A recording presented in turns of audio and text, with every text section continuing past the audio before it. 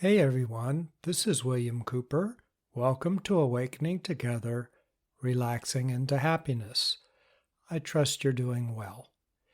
In our last podcast, we talked about mantras in relationship to transcendental meditation and the awakening meditation. In this podcast, we're going to talk about mantras in many other ways. My friend Bob used to say one of the first steps towards awakening is to get out of the pounding surf.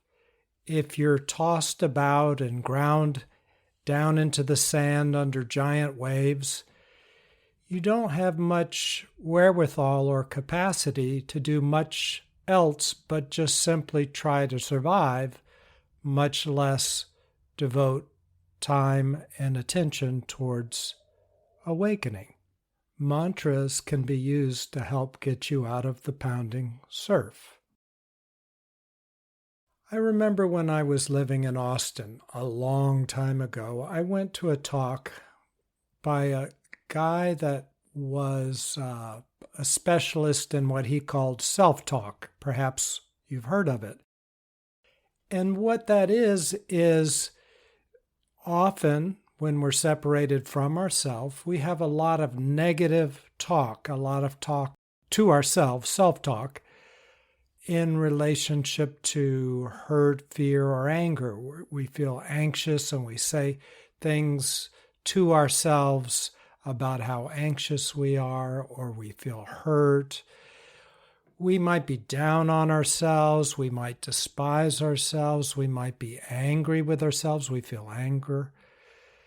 So his talk was about changing your inner talk, self-talk. As we've talked about in other podcasts that we've done previously, thoughts are lenses, and we shine the purity of our clear, awakened light, which is active and always present in all of us. It's who we are. But we shine our light through the lens of our minds and our emotions.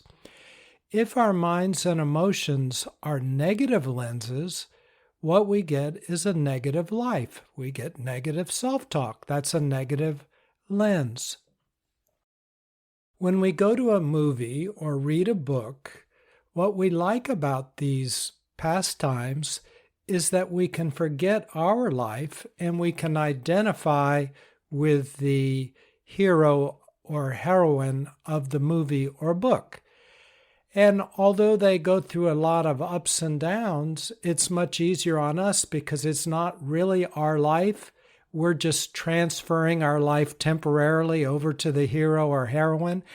And in the end of the movie or the novel, typically the hero or heroine triumphs and we feel good. That was a good book. That was a good movie. Now, if they don't triumph, we often say, oh, that was depressing.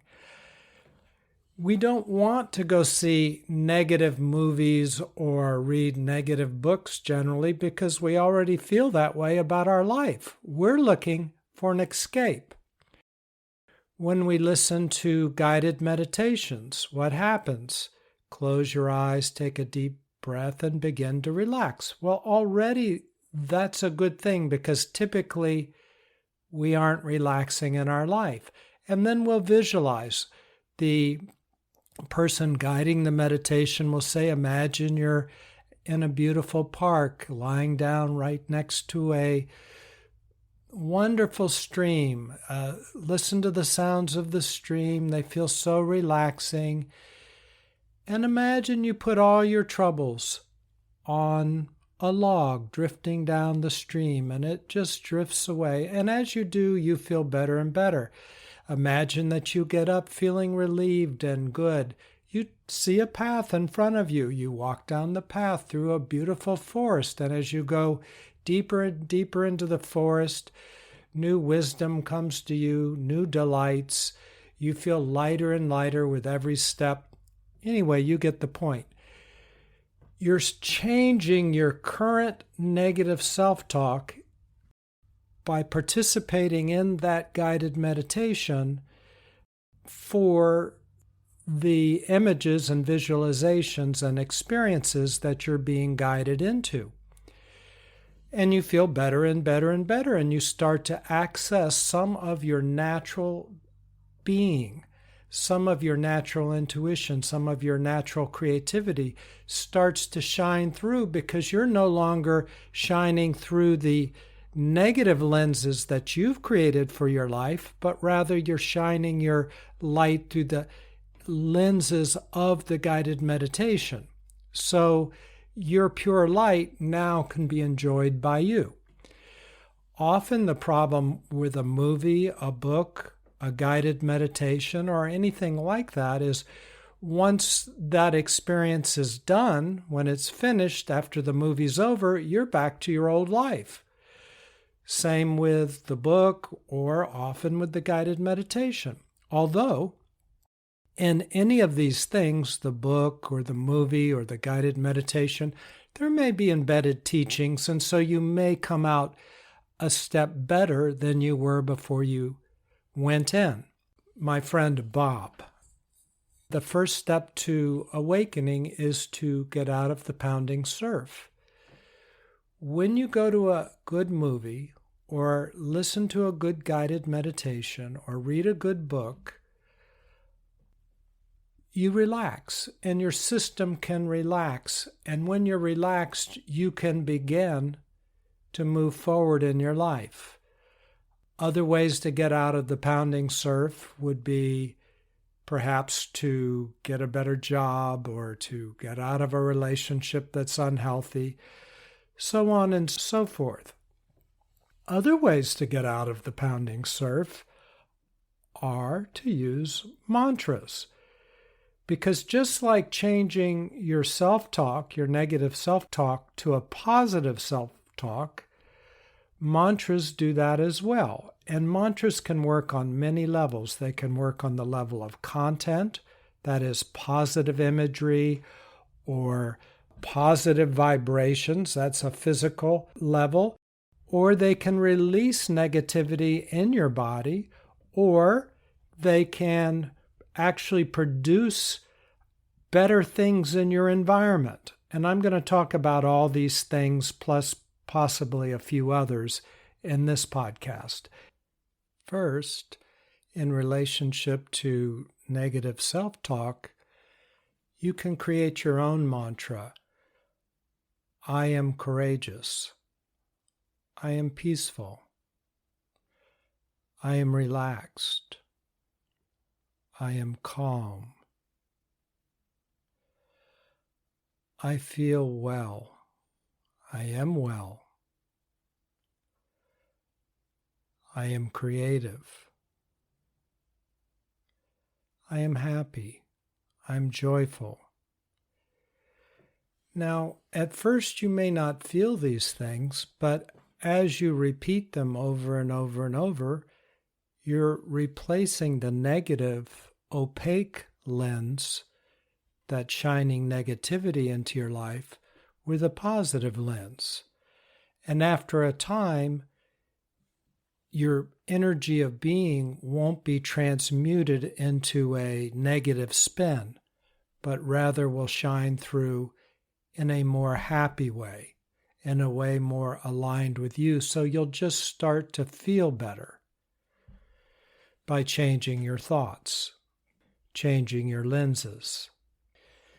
Sanskrit mantras often have that feature in them.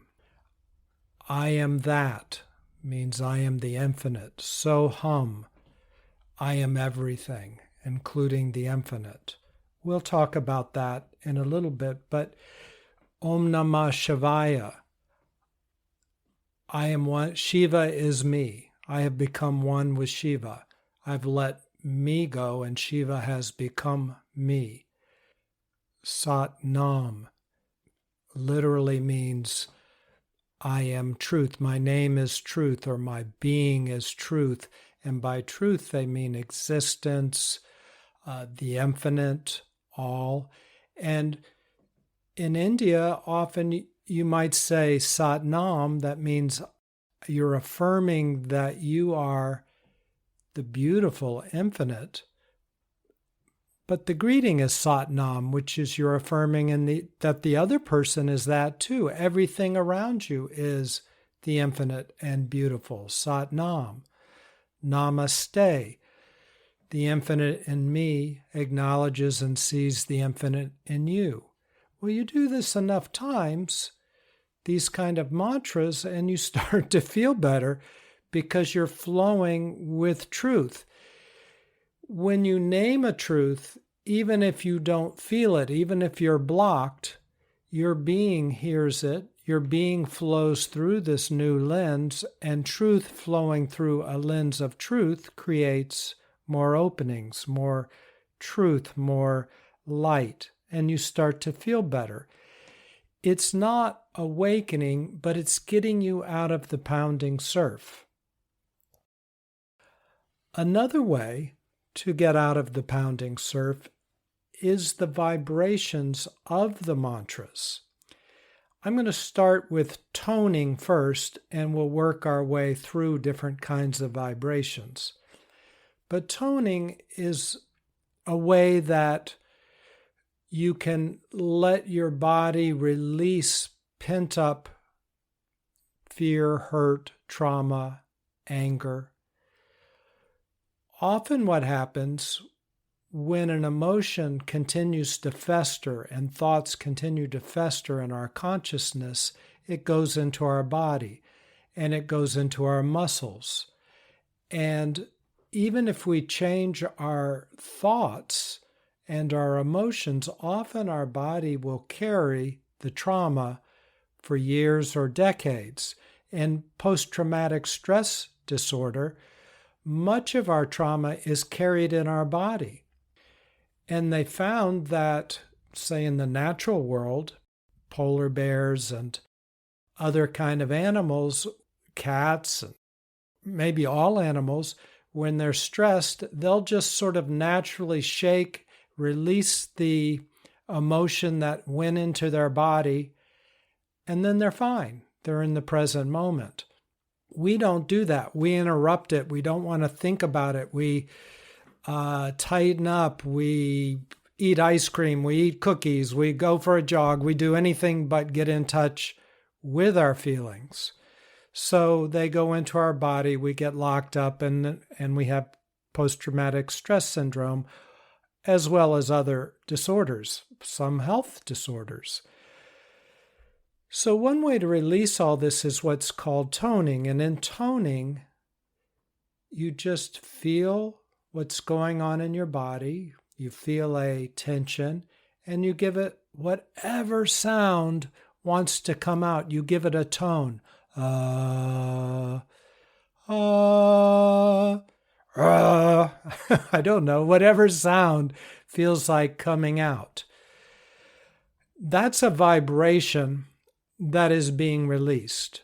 And in the sense that it's a vibration, I'm going to let it get in under the umbrella of mantras.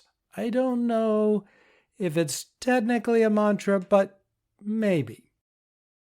But I want you to be aware of it. Toning can help get you out of the pounding surf because you don't have to know a whole lot. All you have to know is my stomach hurts, and you give it a sound.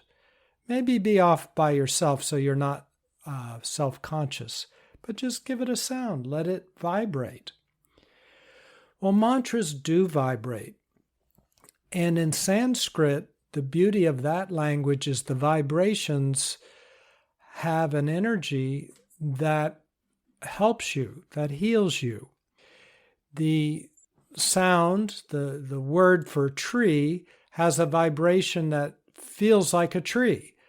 In Sanskrit, it's not just a word label, just a random sound. The vibration or word for sky has a vibration that is the vibration of the sky. And the other words include vibrations that are very profound and powerful. For instance, you could say Om Namah Shivaya. That means Shiva has become me. Om is the infinite sound, the first sound of creation, the sound of creation happening. Om Namah, my name is, or I'm one with, Shiva, Shivaya. And Shiva is the infinite, both unmanifested and manifested. Shiva is in all the world. So in all of creation. So when you affirm Om Namah Shivaya from a content level, from a non-negative self-talk level, you're proclaiming God has become me. And if you say that often enough, you begin to open up and you begin to discern the right way to go in life, the proper things to do, what is the good flow for you, the good direction. A power also comes through your body, so things begin to transform around you and flow in a good way. The actual vibration of the sound, Om Namah Shivaya, Na is earth, Ma is water, Sh is fire, Va is air, and Ya is ether. So it's including a vibration of all of creation. These mantras have been chanted by billions of people 24 hours a day for thousands of years. When you make a vibration in the universe over and over and over, billions of times by billions of people, by thousands of years, it develops a power to it. Perhaps you've been to a cathedral where people have been praying for hundreds of years, and even though nobody's in the cathedral, you just sit silently and you feel the infinite. I remember I was with my brother-in-law and his family, my sister and nephew, and we were in Tiruvannamalai, and we came across a carving of Ganesh. And it was a rock. It was just a rock, but it was kind of shaped like the elephant Ganesh, and they made a temple of it. And he could feel it. He was amazed. I remember saying, I've never felt the power of a rock before, of Ganesh. He could feel it, and it changed his life. He was stunned. Well, lots of people have been praying over Ganesh. Ganesh removes obstacles. So if you want an obstacle removed, you pray to Ganesh. You say the Ganesh mantra, which is Om Gam Ganapate Namaha. Basically, you start with the vibration of the universe, Om, and Ganesh has become me. Namaha, I have become Ganesh, Ganapateya. And Ganesh removes obstacles. That's what people have been seeing and visualizing Ganesh doing. And the story of Ganesh is overcoming infinite obstacles. And he's very open-hearted and he helps others. So this has been going on billions of times for thousands of years. And when you are around a carving of Ganesh or you say the Ganesh mantra, you feel the vibrations. It opens obstacles. It removes obstacles in your life. So this is getting out of the pounding surf. And there are so many of these mantras that actually have, let's call it, powers to them. Let's call them powers. The word mantra actually means it's coming from a very high vibration. It's a sacred text, and or it has powers that do things in the world. Another mantra is Satchitananda. It's a very popular one. Sat means truth. It's the infinite. It's the deepest truth is where everything comes from. So it's the infinite. It's the feeling, the experience, the truthfulness of knowing and being everything. Chit is awareness, that when you're meditating, on some level intuitively, you're one with everything, and therefore you know the truth. You're aware of it. And Ananda, Satchitananda, Ananda means bliss. And once you sit in your awareness long enough, we've talked about this in other podcasts, it starts off feeling like nothing, because truth doesn't feel like a lot, maybe nothing. When you're aware of something, aware of your hand, there's no sensation in the awareness. But as you put your attention on the awareness long enough, you start to glow, and you glow into bliss, and that's Ananda. Satchit Ananda is a very powerful mantra. So you say that mantra over and over again, truth, awareness, bliss, and that starts to vibrate through your being, through your incarnation. And it becomes easier for you to realize these in your life, especially since it's a true mantra. It represents really all the time you are Satchitananda. Your being is Satchitananda. A basic vibration, Om, is the sound of the universe being created. It's the universe coming into existence. It's that which is beyond existence coming into existence. And you can hear it as you become clear. You can hear it all the time. I hear it all the time. A funny story, I was walking down the beach years ago, and I've been to Bhutan, I've been to India, I've been around a lot of Tibetan monks. I had one living with me. I've heard a lot of chanting, a lot of ohms, and they have very beautiful om chanting. Well, I was walking down the beach, and suddenly I heard what I thought was a group of monks chanting Om. It sounded just like that. And now I was up at about 5 a.m. walking on the beach, or 6 a.m. So, and I'd never seen a monk on this beach. It's pretty deserted ever. In fact, I don't think I saw anybody on the beach. But yet I heard them chanting. So I turned around.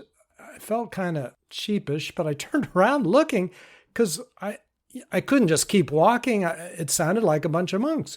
I turned around, there were no monks. I was hearing the sound of the universe. That is the first time it broke through. I guess I just became clear enough that I started hearing it. Then I realized that people repeat these sounds that some people hear. Those that don't hear them repeat them to bring their consciousness, their being, their body out of the pounding surf and get it vibrating according to the truth of who they are. So even though they don't hear it, they mimic the sounds by chanting them. So that's the sound of Om. Another use of mantras is you can just listen to them. You can listen to somebody chanting those mantras. Often they will accompany the mantras with beautiful music. And the vibrations and beauty of the music and the mantras can help you relax. They can settle your nervous system down. If you're locked up inside, it's hard to awaken. But if you start to open, you're in a better position to eventually take further steps on your awakening process. Perhaps you can begin to open and really experience the power of a very good meditation. When you do a good meditation, like the one I described that I call the awakening meditation, when you do it over a period of time, things settle out, they relax. Those things that are blocking you dissolve and melt into their basic ingredients, peace, love, and well-being. They don't feel that way when they're all snarled up, but that's what they are. And as they melt back into your being, you become more clear. And as you become more clear, you become more radiant. And as you become more radiant, you awaken. You don't have to wait until you're perfect to awaken, but to fully awaken, You do. You awaken all through your body. Maybe not perfectly, but awakened enough that you can really experience it. Another mantra is Satanama. That's a good one to sing or chant. Satanama, Satanama. Sat means, Sa means infinity. Ta is birth. That's or coming into creation. The infinity manifesting into creation. Remember, that which is beyond creation and creation are all two sides of the same coin. They're actually the same thing, but from different perspectives. So Sa and Ta are very tied together. Na is death, and that is the same as transformation. If you have a pain, it has to dissolve and eventually disappear. Therefore, you could say die, for it to transform into peace and love and well-being. It's a necessary flow. And Ma is rebirth, so that pain, as it dissolves, Na, then is reborn, Ma, into a higher vibration, which is peace, love, and well-being. Satanama. So when you know these mantras, you can chant them, and they have a very powerful effect on you.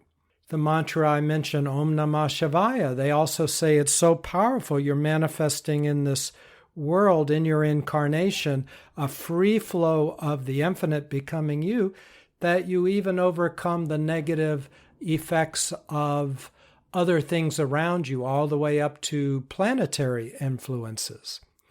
In India, people are chanting mantras 24 hours. You are hearing people chanting mantras all the time. Like it or not, you are saturated in mantras. It's so much a part of the culture, at least down south where I go.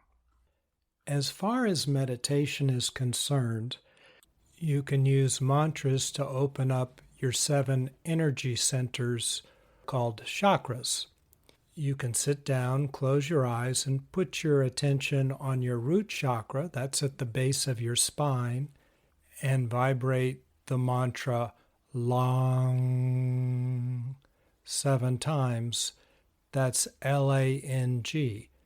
Then you move your attention to your genital area and you say the mantra Vang, Vang. Then attention up to your solar plexus, wherever you feel the energy in that area. And again, 7 times for each chakra. Rang,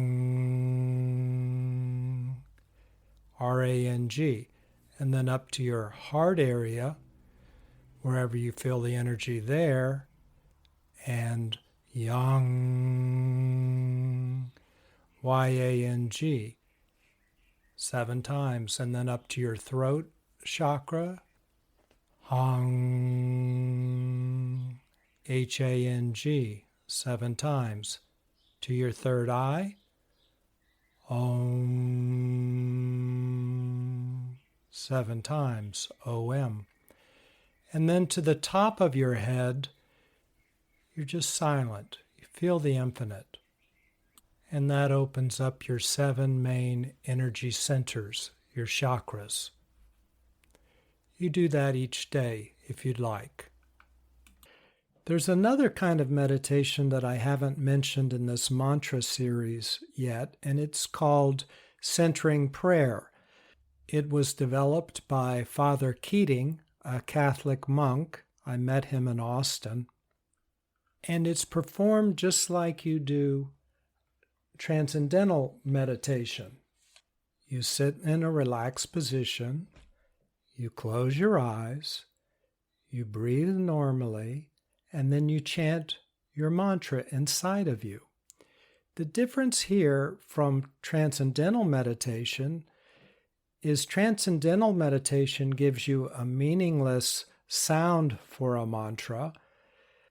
That's done so that you don't activate your mind thinking about aspects of your mantra. Like if your mantra was peace, you might be wondering, what does peace mean? What kind of peace? How come I don't feel peace? When you have something you can understand, then you can think about it, and the mantra itself is a thought. So TM sidesteps that by giving you a sound that doesn't mean anything. We talked about that in the podcast before. Centering prayer, rather, takes quite a different approach. They say, yes, no, actually pick out a mantra that does mean something to you. Peace, or well-being, or Jesus, or Buddha, or Shiva, whatever means something to you. So let's say our mantra is peace. We sit in a relaxed position, close our eyes, breathe normally, chant peace, and then just relax. And if our mind wanders, we bring our attention back to the mantra, peace. And if another thought comes up, we go peace. And we let both of them go. We let the mantra peace drift off along with the thought that was coming up. So we're not getting involved in the thought. And we're not really getting involved in the mantra peace. We're just letting them both go. We do that for whatever time period is comfortable for us. Often they start with 5 minutes, and over time you work yourself up to a 20-minute meditation, or possibly longer. You're consistent, and it's best to do your meditation every day, as it is with all meditations. The advantage to the centering prayer meditation is it does begin to get you out of the pounding surf. Something that you can understand, peace, and something that you do want in your life, peace. Peace. And although you're not getting involved in that word or that mantra, peace, it does have an effect on you. You know what that word means. And it has an effect, just a vibration of understanding, and it calls forth in you the peace that you are. So it serves two purposes. You focus on the word peace instead of getting involved in your thoughts, and you have the benefit of the positive self-talk or the positive vibration of peace rather than the negative self-talk that's been going on. So you interrupt the negative self-talk, which is probably actually the thoughts that were wanting to come up or the emotions that were wanting to come up. So this is an excellent way to start your awakening path, to use the centering prayer meditation or the transcendental meditation. And then when you feel comfortable, transition into the awakening meditation. And we did talk about the transcendental meditation and the awakening meditation in the last podcast. Plus, the other podcasts that have preceded this, we've talked tons about awakening. So if you haven't listened to those, I would just start with number 1 and work your way forward if it's something you feel you'd like to do. I started off this podcast saying that the actual meaning of mantras, one aspect of it is they invoke power, which is manifestation and creation in this world. So there are mantras that when you say them and you visualize what it is that you want, a power is generated to create that thing. For instance, you could say Om and visualize what it is that you want, or Om Namah Shivaya and visualize what it is that you want, or Om Gam Ganapati Namaha, and you could visualize what you want and just know that Ganesh is removing anything that would block you. We've talked about the vibratory qualities of mantras and visualizing and creating, but there's also a connection in invoking a being. For instance, you could ask Jesus for something. You could say, Jesus, and picture Jesus, I would like such and such, and picture that. That's called a prayer. The way that we were taught in India to manifest something is you have a strong intent, a strong desire, a real energy for something, and you picture the outcome as if it's already happened. You already received what it was that you were putting out into the universe. You work towards it. You can invoke a deity to help you if you'd like, and or picture grace rushing in to help you.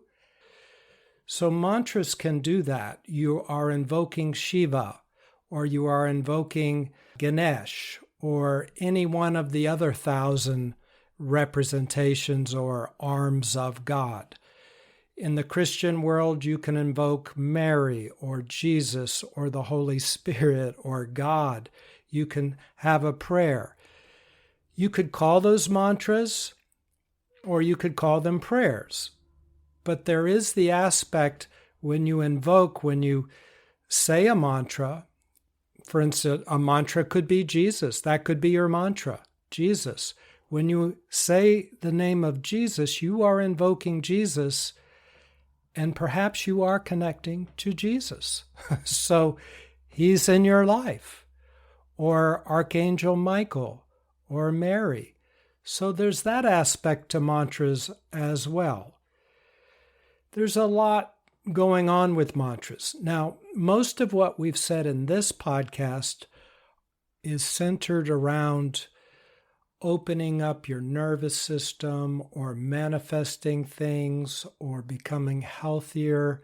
These are things that occur in creation. They're not really fully awakening. However, they are steps on the path to awakening. You have to get out of the pounding surf in order to be centered enough to awaken often. It's not absolutely necessary, but it often is helpful. I say all of that to say that at some point, mantras like training wheels, you let go of them. And also you let go of grasping, let's call it, in this creation because you're realizing yourself. And once you realize yourself, you don't need mantras to try to get things because you are everything. You don't need mantras to get love because you are love. You don't need mantras to get peace because you experience yourself as peace.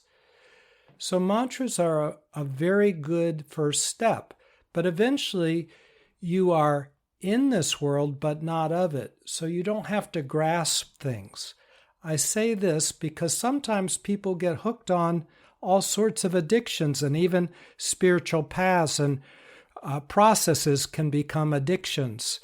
We can become addicted to mantras. Wow, these are powerful. I'm experiencing great power. Or addicted to running or certain foods or anything in this world we can be addicted to. Drugs, anything, alcohol, anything. The idea is anything that serves you is helpful, but it's like training wheels. And once you learn to ride your bike, once you realize yourself, you let these things go. You let mantras go. Ramana said his observation was any spiritual path, any process is a good one. And if it helps you, you should do it. But as you do it, if it is helping you, you should be opening.